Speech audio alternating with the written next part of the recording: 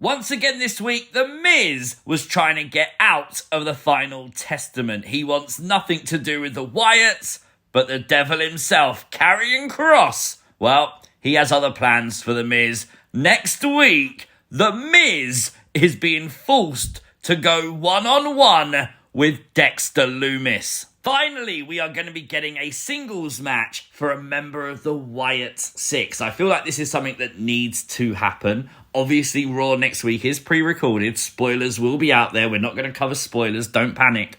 But Dexter Lumis versus The Miz. It's their old feud being reignited, being poked by Karrion Kross, who made it abundantly clear at the end of this promo that he is basically using The Miz. He's targeting the Wyatts. He wants to throw the first shot. Basically, if The Miz dies, it's collateral damage. He doesn't care.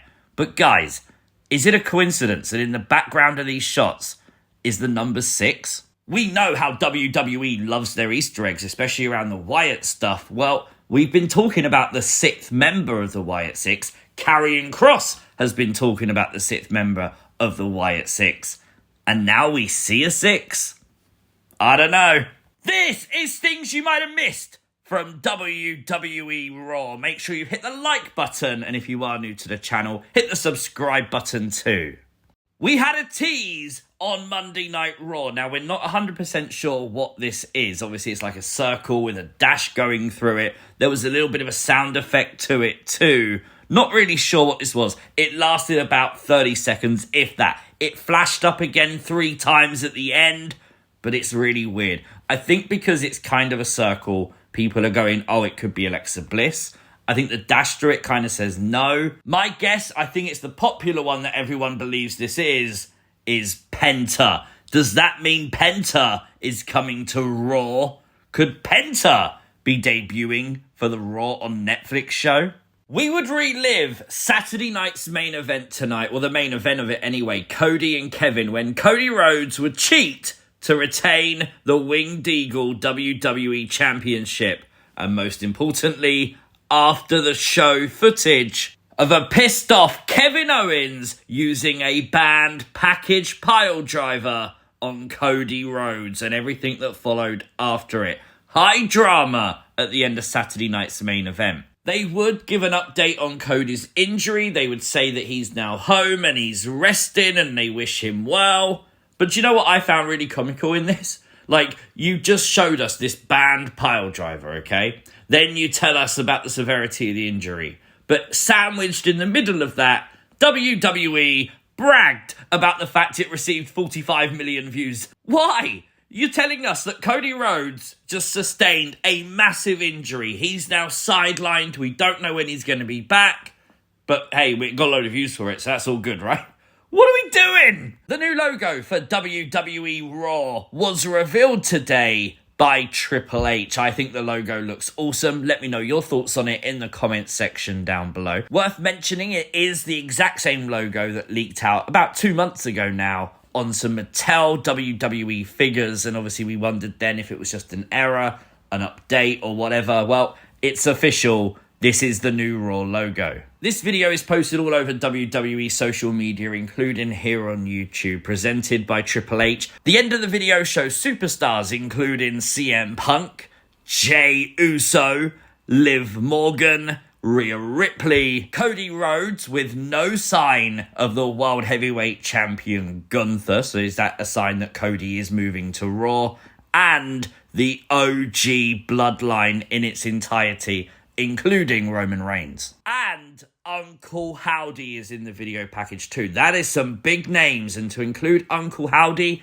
is very promising for the way Triple H and WWE view Howdy and the Wyatt Sicks. At a time when a lot of fans are questioning the booking of Howdy, this is very reassuring. And then, in a social media video, LA Knight appears to tease moving to Monday nights as well. So LA Knight to Raw, how do you feel about that? Before we get to Netflix though, there's a couple of weeks left, and this week's Raw was started off by CM Punk. CM Punk coming to the ring and obviously talking about Seth Rollins, saying that he's the bad guy here. Why? Because he's the teacher, Seth Rollins is the student, and he obviously taught him wrongly. Challenging Seth to come to the ring multiple times, trying to provoke Seth Rollins, getting the crowd eventually to chant CM Punk, obviously trying to annoy Seth. Seth would come out, but through the fans. No theme song, and Seth would fire back at Punk. Same as what we've heard before from Seth, as he would mention, obviously, the fact that when CM Punk left and wished this company dead, Seth put it on his back, on his shoulders, and he carried the company,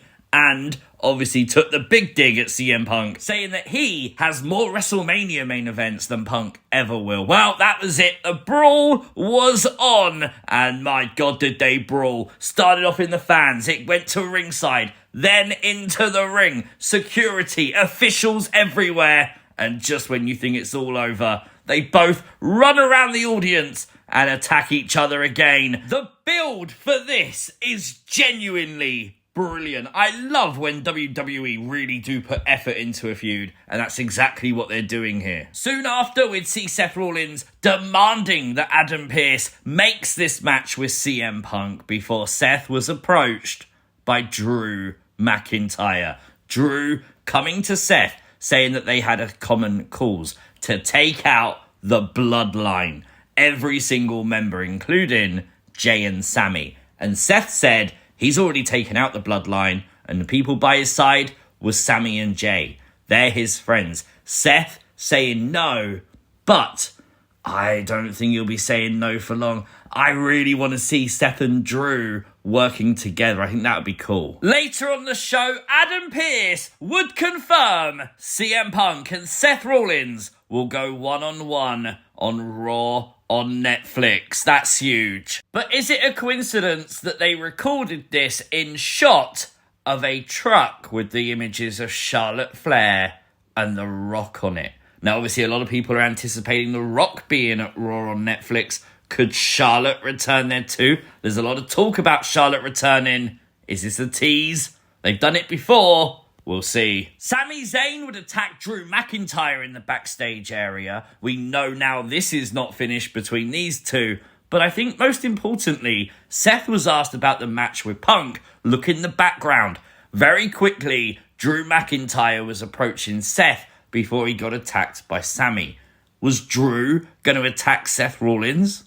The New Day have officially been banned from the locker room by Rey Mysterio. They made a point to say that Rey is a locker room leader. They tried to plead with Rey to talk to the boys in the back. Rey would refuse and tell the New Day that they are not welcome and that they need to find somewhere else to get changed. The poor New Day, man, they feel like they've done nothing wrong here. They feel like they've done what's right for them. Obviously, a lot of people, including Rey Mysterio, upset at what they did to Big E. The first match tonight saw Ludwig Kaiser challenge Bron Breakker for the Intercontinental Championship. Great psychology in this match. It was all about Bron Breakker's shoulder. Ludwig Kaiser consistently working that shoulder during the match, beating up on Bron Breakker. Ludwig looked amazing in this match, but this match was all about the tenacity, the determination of Bron Breakker. And yes, he was victorious. Bron remains Intercontinental Champion. Chad Gable, an American Made, would confront the Alpha Academy this week. And he saw the advert last week. Chad Gable was not happy with it. He wants to take out the Alpha Academy. And he's going to start with Akira Tozawa. Zoe Stark would defeat Raquel Rodriguez and Kaden Carter tonight to advance in the Women's Intercontinental title tournament. I was shocked. I thought Raquel was winning this, but no. Zoe advances, but it does make sense because obviously Pure Fusion Collective are in a rivalry right now with Damage Control, Dakota versus Zoe in the next round. Whoever gave Liv Morgan a megaphone, can we please make sure that they get a really big Christmas bonus? They deserve it, don't they? Rhea Ripley would come out to interrupt Liv Morgan tonight and announce that she is the new #1 contender. Hopefully that match happens. Raw on Netflix again, January 6th, maybe. As Liv Morgan would remind us earlier on in the night, well, everyone in Judgment Day was banned from ringside for tonight's main event. However, Damian Priest is no longer a member of Judgment Day. He'd stopped Finn Balor using a steel chair, and the War Raiders are your new tag team champions. And honestly, this is genius because we're just about to go back to 3 hours Raws, and of course that means you can book more, including more tag team title matches with the War Raiders. They're going to look like better champions. It's genius booking by Triple H, taking the belts off Judgment Day, who never defended them. Really big, fun Raw tonight. Feels like there's a lot of potential Easter eggs. And you know me, I love that stuff. For me, solid 8 out of 10. Let me know your thoughts in the comment section down below. If you are new to the channel, hit the subscribe button, like the video, share the video, and I'll see you next time. Peace!